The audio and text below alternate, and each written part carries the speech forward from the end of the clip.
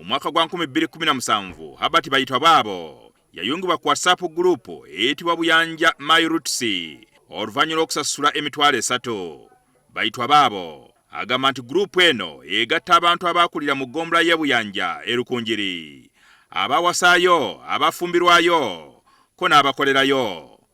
Tudukira aronge essomero waffe eryayo ky'obwomuliro tubadukirira amadwaliro tuteekamu tukontributinga sente ntugula hospital materials.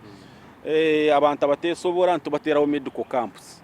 Omuntu alwadde talina buyambi waffe ntumukontributingira.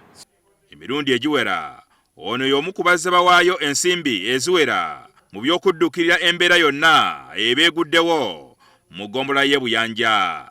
Kyokka mwezi oguwedde ono yeesanga ng'aggiddwa ku gurupu eno. Mwezi oguwedde awo ennaku nga 14 n'ababuuzako tubadde tuteekamu ssente wano nawali lwaki tumutuwa ku accountability era mutunyonyole oba ekibiina kyaffe kino kiwandiise mu mateeka nekirala mutubuulire obuyinza bwe mutufugiramu mu bujjawa bwe n'ababuuza wayitawo ennaku 2 ne banzija mu gurupu. Olw'obutagala ddembere kulinnyirirwa ono yeekubira enduulu mu kkooti esookerwako emakindye nga wakanya ekyokumalaga mugoba. Tukozeseza zamateeka eya 1995 1995 constitution ne tukozesa ne Human Rights Enforcement Act ne tukozesa ne waliwo obwayiro obulala Civil Procedure Act ewa obuyinza kooti okuwa remedies abantu ababa bazze mu kooti we bayita litigants.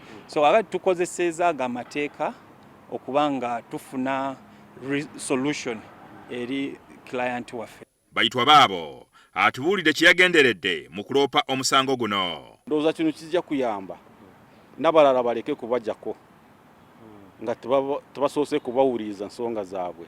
Tubuuza bannamateeka be ekiyinza okuddirira singa abaddukanya gurupu ya Buyanja bagaana okuddamu okugimuyungako. Bw'ogaana waliwo kye bayita civil prison, bakutwalayo ne bakuteekayo oba ne bakusalira nti sasula ssente bweziti kubanga otyobodde ebiragiro byaki bya kooti. Tugezezzaako okutuukirira abaddukanya gurupu eno wabula amasimu gaabwe agamanyiddwa tegabaddeeko we tukoledde eggulire lino. Omusango guno gulese bangi naddala ku mikutu gya social media nga beebuuza engeri ensonga erabika ng'entono gyetuuka mu mbuga z'amateeka. Kyalwadde ekyokuyiga teri muntu ali waggulu w'amateeka ate naawe ku mutimbagano okuumiddwa oli protected. Amateeka gakukuuma osobola okwenjoyinga osobola okwogera n'ekyamagero nga bw'oyagala.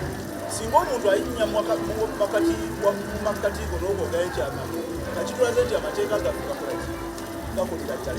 Bwe twogerera nga bayitwa baabo yazziddwa dda ku WhatsApp group 2 ng'alindiridde okuddamu okuyungibwa ku ndala 2 ezigatta ab'e Buyanja.